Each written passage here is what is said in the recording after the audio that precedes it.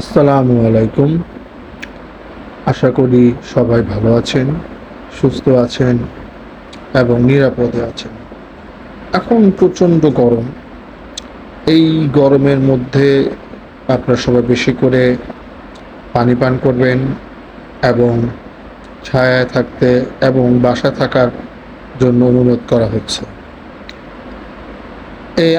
আমাদের এই চ্যানেলটা নতুন। আপনারা সবাই সহযোগিতা করবেন, সেটাই আমার কাম্য। আজকে আমাদের ৩ নাম্বার এপিসোড। এই ৩ নাম্বার এপিসোডে আপনাদের সবাইকে স্বাগত এবং এর সাথে আমাদের চ্যানেলটিকে লাইক, সাবস্ক্রাইব এবং শেয়ার করে দিবেন আশা করি। আমরা একদমই নতুন, আমাদের কথায় ভুলভ্রান্তি থাকতেই পারে। এর জন্য আপনারা সবাই ক্ষমা সুন্দর দৃষ্টিতে দেখবেন আশা করি। সর্বোপরি আমাদেরকে আপনারা সাহায্য সহযোগিতা করবেন। যাই হোক, এখন আমি একটি সত্য ঘটনা আপনাদেরকে বলতে যাচ্ছি।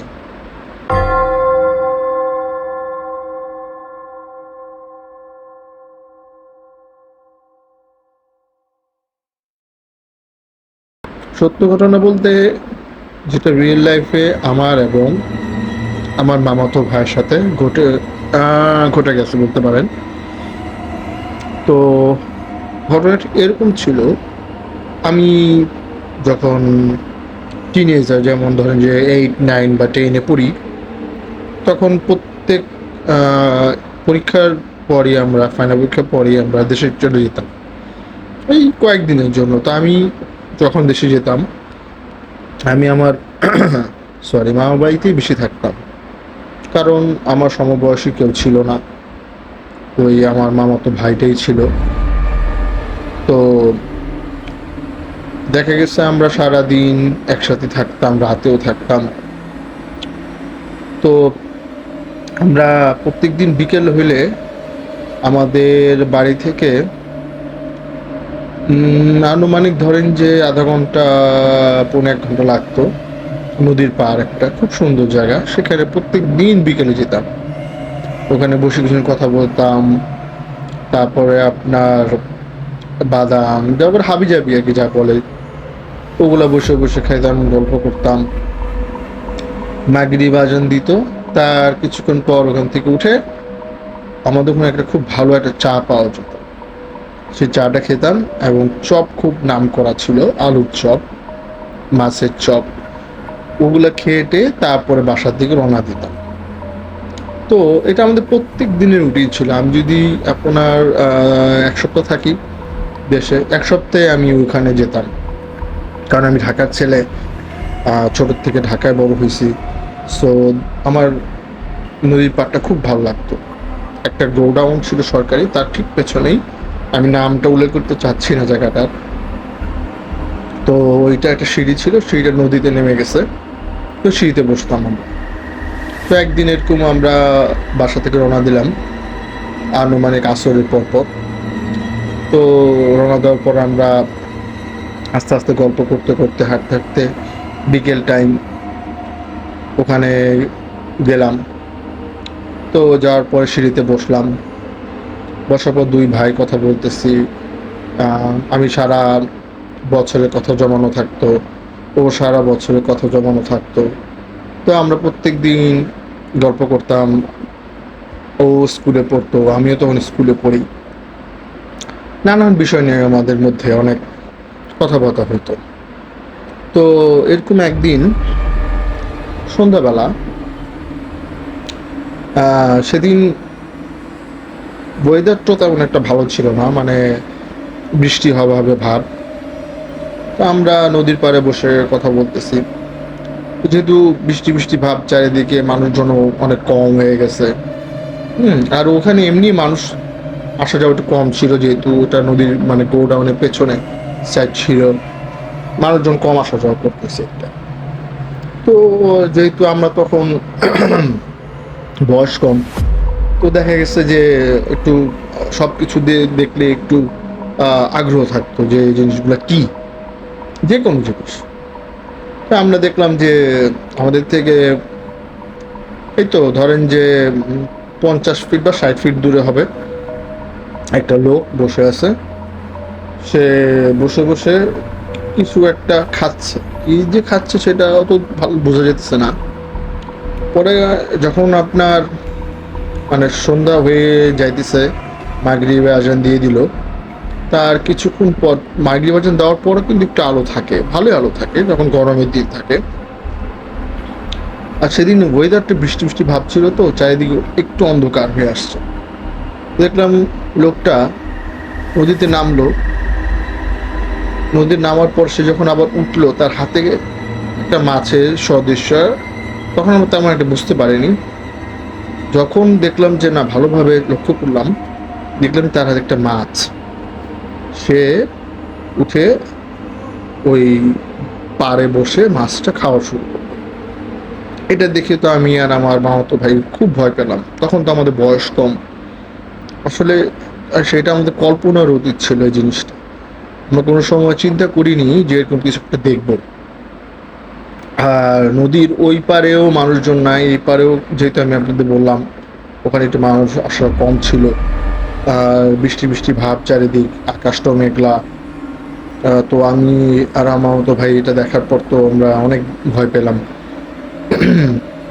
এখন ভয় পাওয়ার পর তো এখন কি করবো বুঝতে পারতেছি না। আমি বলতেছি আমার ভাইকে যে দেখছো সুইটা? তো আমার ভাই বললো হ্যাঁ, যাই বলছে চুপচাপ থাক, কিছু বলা দরকার নেই, কারণ ও গ্রামের ছেলে, ওইগুলা জানে। আর আমার মামাতো ভাই এর আগে অনেক কিছু দেখছে। আমি আপনাদের আরো কাহিনী বলবো ওর, সেগুলা আমি অন্য এক এপিসোডে ডিটেলস আপনাদেরকে বলবো। যাই হোক, তো আমরা ওরা খুব চুপচাপ, তখন তো একটু মনের ভিতরে ভয় চলে আসছে। চুপচাপ মানে তেমন একটা কথা বলতেছি না, ও তেমন একটা কথা বলতেছে না। আমরা বললাম যে তাহলে চলো, তাহলে এখান থেকে উঠি, আমার ভালো লাগতেছে না, আমি ওকে বললাম। তো আমাদের বললো আচ্ছা ঠিক আছে চল। তো উঠলাম, ওঠার পরে স্বাভাবিক ব্যাপার, অ্যাজ ইউজুয়াল আমরা যেটা করি, ওখান থেকে ওঠার পরে আসলাম। ওখানে একটা সিনেমা হল আছে, সিনেমা হলের পাশে চায়ের দোকান। তো ওখানে বসলাম, ওখানে এলো আপনার খাঁটি গায়ের দুধের চা। তো দুই ভাই বসে চা খেলাম, গল্প করতেছি ওই বিষয়টা নিয়ে গল্প, যেহেতু জানার আগ্রহ অনেক আমার এইসব বিষয়। আমি শহরের ছেলে। আমার তো ভাই বলতেছে কি আর এগুলা কিছু না, এগুলো হরহ হয়। হুম, ও জাস্ট আমাকে হয়তো বা ভুলানোর জন্য, বা হয়তো বা ও ভয় পাইছে এর জন্য বলতেছে। যাই হোক, দুই ভাই মিলে কথা বলতেছি, চা খাইতেছি। তো চাটা খাওয়া শেষ, চাটা খাওয়ার পর বললাম যে চলে চল এবার তাহলে চপ খাই, যেটা আমাদের প্রত্যেক দিনের রুটিন। তারপরে ওখানে গেলাম, সেই চপটা আবার পাওয়া যেত ওই শ্মশান একটা ছিল, শ্মশানটা এখনো আছে, ওই শ্মশানের সাথে উনি বসতো। তারপরে আমরা ওখান থেকে আপনার আলুর চপ, তারপরে যেটা আপনার চিংড়ি দিয়ে করে ওই চপ খেলাম। খাওয়ার পরে ও, তো ওখান থেকে আমরা এখন আমরা বাড়ির উদ্দেশ্যে রওনা দিতে হবে। তখন মোটামুটি চারিদিকে বৃষ্টি টিপ টিপ শুরু হয়ে গেছে। তখন 8টার মতো বাজে, একটু লেট হয়ে গেছে সেদিন আমাদের কথা বলতে বলতে। আর আমি দেশে গেলে আসলে তাড়াতাড়ি তো ঘুমাসি না, তাই জন্য লেট করেই আমরা বাড়ি আসতাম। তো গুড়ি গুড়ি বৃষ্টি পড়া শুরু হয়েছে। তা মামাতো ভাই বলতেছে যে এখন কি করবি, এখন তো বাড়িতে দিকে যাওয়াটা কষ্ট হয়ে যাবে। আর এখন তো রাস্তা পাকা হয়ে গেছে, তখন তো রাস্তা পাকা ছিল না, এটা তো অনেক আগের কথা। তখন রাস্তা কাঁচা ছিল, তো বৃষ্টির মধ্যে জোরে হাঁটাও সম্ভব হয় না। তো আমরা চপের দোকানেই একটু ওয়েট করলাম যে দেখি বৃষ্টিটা কমে কিনা। তো দেখলাম যে না, বৃষ্টিটার স্পিডটা আরও বাড়তেছে। স্পিডটা বাড়তে মানে মোটামুটি আধা ঘন্টা হয়ে গেল। তো আমরা এখন ওখানে এখন ওয়েট করলাম, এখন কি করা যায় চিন্তা করতেছি। তখন ভাই বলতেছে যে এখন মনে হয় আমাদের আস্তে আস্তে রওনা দেওয়া উচিত, না তারও দেরি হয়ে যাবে। আমি বললাম এত বৃষ্টির ভিতরে এখন যদি আমরা রওনা দিইও, আমরা পুরো ভিজে যাব নিশ্চিত। আর ভিজে গেলে ঠান্ডা জ্বর লাগতেই পারে। তো চিন্তা করলাম একটু দেখি। তো আরও 5-10 মিনিট দেখলাম না, বৃষ্টি তো থামার কোনো মানে দেখতেছি না যে থামবে। যাই হোক, আমরা ওখান থেকে আরেকটু সামনের দিকে গেলাম। সামনে একটা দোকান ছিল, যেহেতু চপের দোকান বন্ধ করে দিবে, অনেক রাত হয়ে গেছে অলরেডি, আপনার 9টা মতো বাজে। তো সেটা একটা বাজার ছিল। তো বাজার থেকে সামনে যাওয়ার পর একটা দোকান। তো আমরা ওই দোকানে ছাউনিতে দাঁড়ালাম, দোকান তখন খোলা ছিল, বন্ধ হয়নি। তো দৌড়ায় গিয়ে আপনার ওখানে গিয়ে আশ্রয় নিলাম। তো মোটামুটি ভিজে গেছি, কাক ভিজার মতো। তো ওখানে দাঁড়ায় রয়েছি, দাঁড়া তখন একটা বদ অভ্যাস ছিল। তখন তো বয়সটা কম ছিল, সরি। তো ওই সিগারেট খাওয়ার একটা অভ্যাস ছিল। তো দুই ভাই মিলে ওখানে দাঁড়া সিগারেট খাইতেছি আর গল্প করতেছি, কথা বলতেছি। তো হঠাৎ ও বলতেছে যে আমাদের তো এখানে আর এতক্ষণ ওয়েট করাটা ঠিক হবে না, আশেপাশে অনেক অন্ধকার হয়ে গেছে, সাথে লাইটও আনিনি। আর আমাদের একটা অভ্যাস ছিল, আমরা লাইট নিতাম না, কারণ হয় কি, আমরা হাইটে চলে আসতে পারতাম, হ্যাঁ, কথা বলতে বলতে। আর চারিদিকে যখন আমরা মেন রোড উঠতাম, তখন তো গাড়ির আপনার যে আলোটা সেটা হয়তো, বা আশেপাশে বাড়ির আলোতে চলে আসা যেত। আর কিন্তু সেদিন তো বৃষ্টি ছিল, প্লাস আপনার চারিদিকে অন্ধকার, বৃষ্টির মধ্যে ভালো তো সামনে দেখাও যায় না। তো যাই হোক, দুই ভাই দাঁড়া গল্প করতেছি। তো ওই দোকানটা ছিল নদীর পাড়ে, হ্যাঁ। তো নদীর পাড় থেকে হঠাৎ আমরা দেখলাম যে একজন লোক উঠে আসতেছে। তার হাতে যখন আস্তে আস্তে উপর দিকে উঠে আসতে দিলাম, তার হাতে অনেকগুলো মাছ, হ্যাঁ। মাছগুলো মোটামুটি বেশ বড়ই। আর তার মুখটাও মানে কেমন জানি অনেক বড়, মানে মানুষের, নর্মাল মানুষের যদি আপনার 5 ফিট হয় বা 5.5 ফিট হয়, তার মুখটা এত বড় হয় না, আমরা যতটুকু বুঝি। তো কেমন যেন আমাদের একটু অ্যাবনর্মাল লাগলো। হ্যাঁ, তো আমি চিন্তা করলাম যে এই কি সেই লোকটা, যে লোকটা ওখানে আমাদের প্রায় 50-60 ফিট দূরে ছিল। কারণ আমরা অত দূর চলে আসছি অলরেডি, আরও বেশি আসছি। সো মনে হয়, আমরা আর কি মনে করতেছি আর কি, যেহেতু আর এদিকে কাউকে আমরা দেখিনি। তো আমাদের একটু সন্দেহ হইলো যে হয়তো এই লোকটাই সেই লোকটা, যে লোকটা মাছ খাচ্ছিল। তো এখন আমরা দুইজন দুই ভাইয়ের দিকে একটু দুজনে তাকাইলাম যে কি এই লোকটা কি সেই লোকটা। এখন আমার ভাই বলতেছে হয়তো বা, মনে হয়, চেহারা দেখে তো তাই মনে হইতেছে, কারণ তার চেহারাটা ওরকমই লাগতেছে, অ্যাবনর্মাল টাইপের ছিল। আচ্ছা, যাই হোক, পরে উনি অনেক দূর, যখন ওই দোকানে লাইটটা জ্বলতেছিল, তো চারিদিকে মোটামুটি আলো। তো লোকটা উঠার পরে লোকটা সোজা হাঁটা দিছে। এখন লোকটা কি করতেছে, একটা একটা করে মাছ ফালায় ফালায় সে চলে যেতেছে। মাছ পড়তেছে, মাছ নাই হয়ে যেতেছে, একটা করে মাছ ফেলতেছে, মাছ নাই হয়ে যেতেছে। এটা আমাদের চোখের সামনে দেখা, মানে তখন আমরা দেখার পর এটা বিশ্বাস করতে পারিনি যে আসলে এটা কি বৃষ্টির জন্য হইতেছে নাকি সত্যি নাকি। পরে দেখলাম না, এটা সত্যি, তার হাত থেকে মাছ পড়তেছে, সাথে নাই, মাছ পড়তেছে, নাই হয়ে যেতেছে। কিছু দূর যাওয়ার পরে লোকটাও ভ্যানিশ হয়ে গেল। মানে এইটা একটা আনবিলিভেবল ঘটনা, এটা আর কি আপনাদের আমি মানে বুঝতে পারবো না এই জিনিসটা মানে কীরকম ছিল। তখন তো আসলে দোকানদার তো ভিতরে ছিল, উনি এত দেখেনি, আমরা দেখছি। আমরা দেখার পরে আর তাকে কিছু বলি, দুজনকে জাস্ট বললাম যে যা দেখছি দেখছি, আর কিছু বলার নাই এখানে। আর আমি তো এটা কোনো সময় এগুলো দেখিনি। আমি জাস্ট বইয়ের গল্প বা মানুষের মুখে বা আত্মীয় স্বজনের মুখে ভূতের গল্প শুনছি, জিনের গল্প শুনছি, আর এটা তো নিজ চোখে দেখা। সো আমি অনেক ভয় পেয়েছি, এটা সত্যি কথা। তো আমার ভাইকে আমি বললাম যে দেখ, আমি তো অনেক ভয় পাইছি, আমার তখন ভালো লাগতেছে না, এটা কি দেখলাম। ও বলতেছে চুপ চুপ, আর কিছু বলার প্রয়োজন নাই, যা দেখছোস দেখছোস, এখন চল। তো এখন আমার মনে যেহেতু ভয়, তা আমরা কি করলাম, দুই ভাই, তখন তো বয়স ছোট, ওই যে ছোটবেলায় শুনতাম যে সিগারেটের হাতে বা আগুন হাতে থাকলে ভূত আসে না সামনে। হ্যাঁ, এখন সিগারেট আগুন হোক, আগুন হইলেই হয়েছে। আমরা কি করি, তখন তো বৃষ্টি পড়তেছে, আমরা ওই দোকানদার বলতেছে ভাই আমি তো দোকান বন্ধ করব। আমরা ঠিক আছে, তো আমরাও হাঁটা দিলাম, হাঁটতেছে আমাদের ওই মনে তো ওই ভয়টা আছেই। হ্যাঁ, যে কি এটাই দেখলাম পরে। আর হাতে সিগারেট ধরে নিয়েছি যাতে ওই আগুনে মানে ভূত সামনে না আসে। হাঁটতে থাকছে, হঠাৎ কিছু দূর যাওয়ার পরে, যেহেতু মাটির রাস্তা, জোরে হাঁটতে পারতেছি না, আমাদের মানে রাস্তাটা এমন ছিল যে বামে গেলে হাতে বামে একটা পুকুর পড়তেছে, আর ডানে একটা ঝোপ, মোটামুটি বিশাল ঝোপ, ঝোপের সাথে তো একটা তাল গাছ। হ্যাঁ, আর তার সামনে গেলে বাড়ি। তো হঠাৎ যখন আমরা ঝোপের ওই জায়গায় চলে আসছি, তখন দেখি ঝোপটা অনেক নড়াচড়া করতেছে আর কেমন একটা ঘুম ঘুম শব্দ। এত রাতে এখানে শব্দ হইতেছে, প্লাস এটা মানে অনেক নড়াচড়া করতেছে ঝোপঝাড়টা।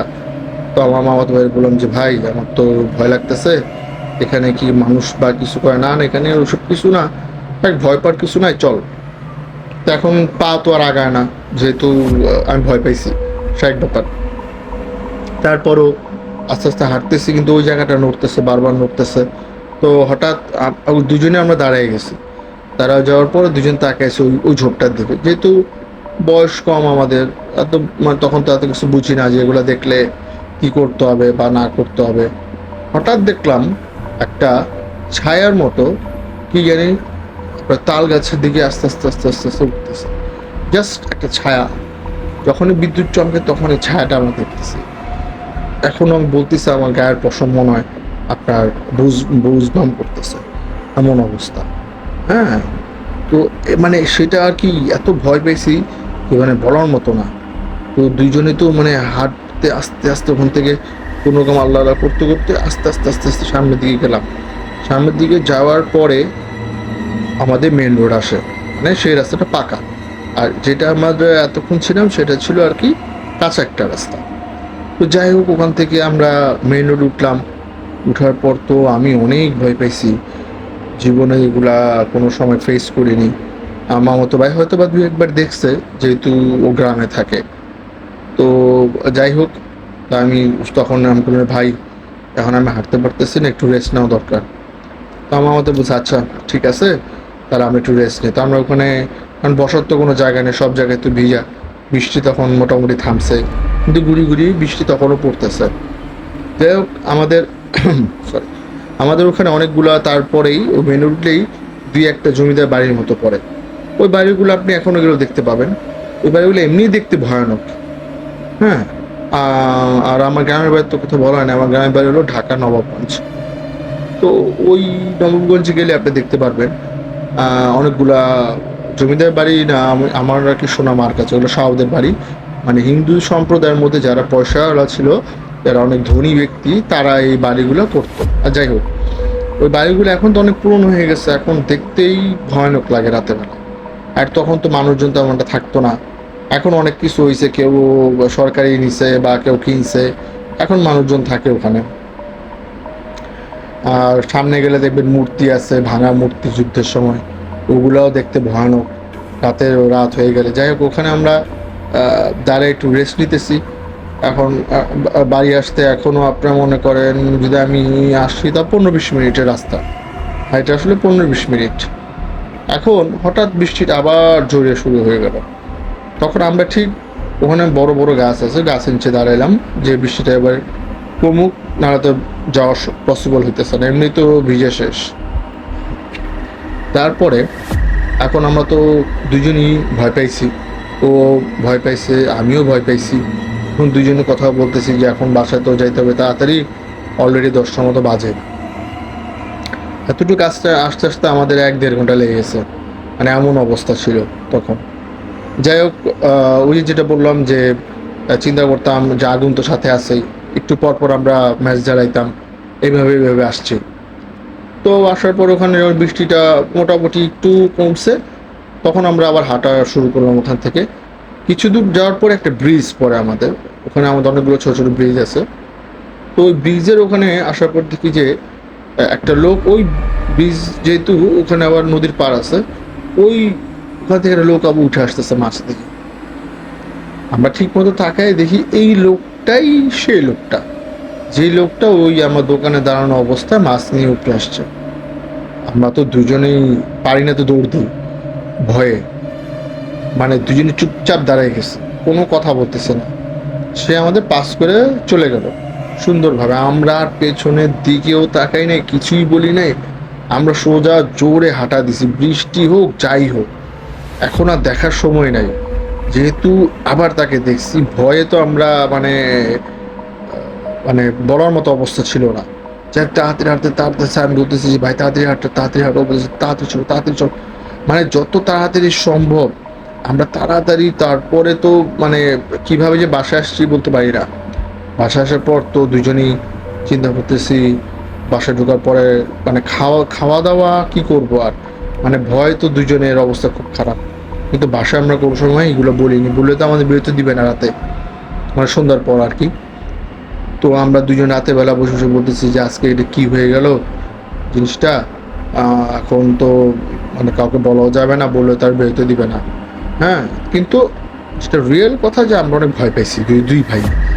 তো ঘটনা এত দূরই, পরে বাসায় চলে আসলাম যা বললাম। এখন বাকি তো অনেক ভয় পাইছিলাম আসলে। গল্পটা না, কাহিনীটা কেমন লাগলো জানাবেন।